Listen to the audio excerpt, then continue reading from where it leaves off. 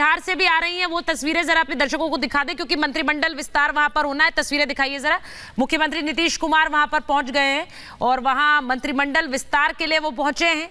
अब जिस समय नीतीश कुमार बीजेपी के साथ एक बार फिर आए तो वो सबसे बड़ी एक तरह से टूट विपक्ष में देखी गई, क्योंकि वो संयोजक थे, उन्होंने इंडिया गठबंधन बनाने का बेड़ा उठाया था और उनके अलग होते ही सबसे बड़ा झटका विपक्ष की मुहिम को लगा।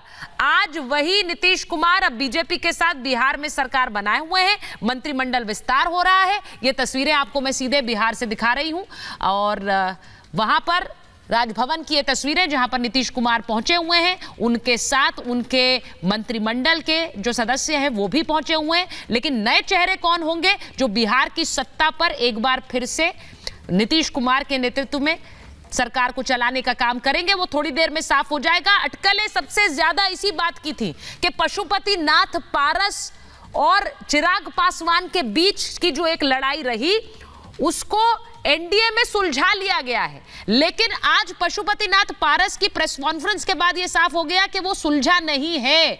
अब ये जो मामला है, मैं एक बार जरा वरुण जी ये तस्वीरों में दिखा रही हूं, बिहार में ये तो अपॉर्चुनिटी है आप लोगों के लिए। वहां पर अगर मनमुटाव चल रहा है तो इसे भुना लीजिए ना, वो भुनाने में पीछे रह जाते हैं आप लोग। सबका अपना अपना सिस्टम होता है, कोई भुनाना चाहता है ऐसी चीजों को, कोई नहीं भुनाना चाहता है। देखिए अभी आप बात कर रहे थे बॉन्ड परिवार, ये बातें कर रहा था कि इलेक्ट्रोल बॉन्ड, तो मैंने पहले भी कहा मैं खाऊंगा ना खाने दूंगा, तो सबसे ज्यादा आपको कैसे मिल गया? मैं तो कह रहा हूं सारी पार्टियों को मिला है। और ब्लैक एंड व्हाइट कैसे हुआ? सुप्रीम कोर्ट की फटकार के बाद एसबीआई आया, 30 जून तक क्यों मांग रहा था टाइम, और अभी भी पूरे नाम नहीं दिए। इतना ब्लैक एंड व्हाइट था तो एक दिन में ही पब्लिश कर देता एसबीआई, वो नहीं कर पा रहे, सबको पता है। अभी काला धन की बात करें, नोटबंदी का क्या हाल हुआ? चाइना से कितना व्यापार घाटा कर लिया। पहले तो लाल आंखें दिखा रहे थे, अब क्या नीली आंखें दिखाओगे? कितना कर्जा भारत पे कर दिया। अब जनता आपको वोट देगी हवाई अड्डों के लिए, बुलेट ट्रेन के लिए, या आम आदमी की क्या हालत है आप जाके देखो। आपने क्या हाल कर दिया आम आदमी का, परेशान हो रहा है आम आदमी, ना रोटी ना रोजगार, चाय पकौड़े तल रहे हो। आपका कह दो कि भाई अंडे के ठेले लगा। आपके राज्य में ही, राजस्थान में अभी इन्हीं को चुन के लाए हैं वापस। आप ही के राज्य में वरुण जी, राजस्थान में बीजेपी को चुनकर वापस ले आए, उसके साथ मध्य प्रदेश में भी चुन के ले आए, छत्तीसगढ़ में भी चुनकर ले आए। इलेक्ट्रल बॉन्ड पे आप क्या समस्या ये है कि आप मुद्दे बताते हैं, गिनाते हैं, लेकिन जनता जाकर इन्हीं को वोट कराती है।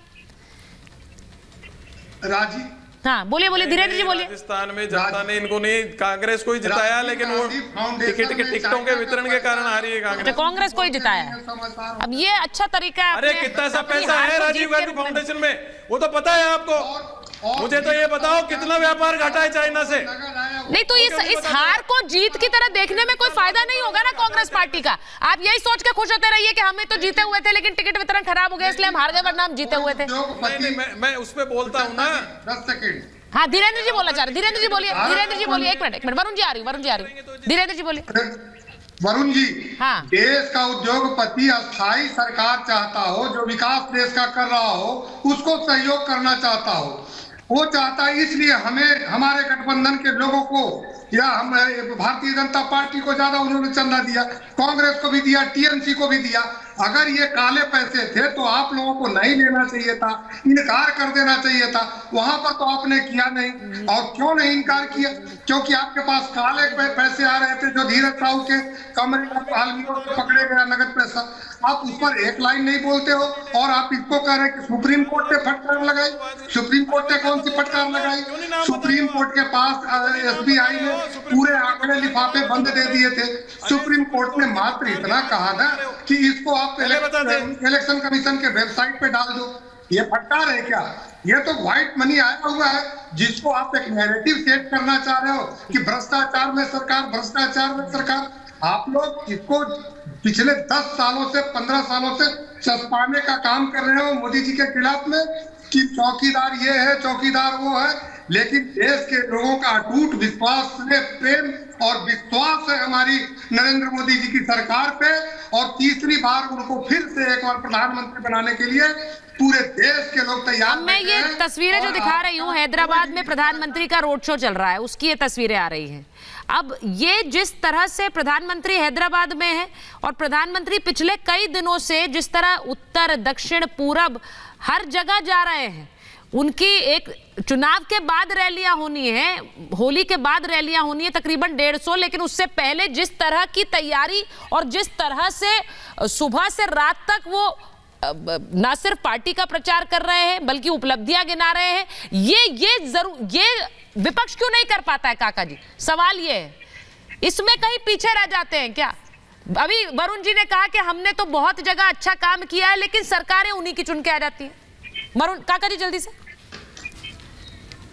देखिए सुचारिता जी, आपका जो ये सवाल है बहुत समसामयिक है। आपने सवाल पूछा कि सिर्फ प्रधानमंत्री जी ही क्यों सच ये है कि ये विज्ञापनी विकास और विज्ञापनी वैभव है। जब प्रधानमंत्री जी देश में ये खेल करेंगे कि तुम मुझे चंदा दो मैं तुम्हें धंधा दूंगा, इलेक्टोरल बॉन्ड वाली कहानी मैंने आपसे बताया है कि 2 तारीख को जिस कंपनी 2 अप्रैल को जिस कंपनी पर ईडी ने संपत्ति अटैच किया, उसी कंपनी ने 7 अप्रैल 2022 को 100 करोड़ के बॉन्ड खरीद लिए। तो जब मुझे काका जी बस आपको थोड़ा सा रोकना पड़ेगा क्योंकि तस्वीरें बिहार से आ रही है, मुझे बताया जा रहा है। मैं एक बार जरा बिहार की तस्वीर दिखा दूं, वहां पर राज्यपाल पहुंच गए और राज्यपाल पहुंच गए और वहां से वो तस्वीरें आ रही हैं क्योंकि मंत्रिमंडल विस्तार है। ये तस्वीरें बिहार की और कुछ नए नाम, और वो नाम ऐसे हो सकते हैं जिन पर क्योंकि ये कहा जा रहा था कि क्या प्रिंस राज को भी मंत्रिमंडल का हिस्सा बनाया जाता है। थोड़ी देर में पता लग जाएगा। मैं इन तस्वीरों के साथ छोड़ के जा रही हूँ, एक छोटा सा ब्रेक हमें लेना है।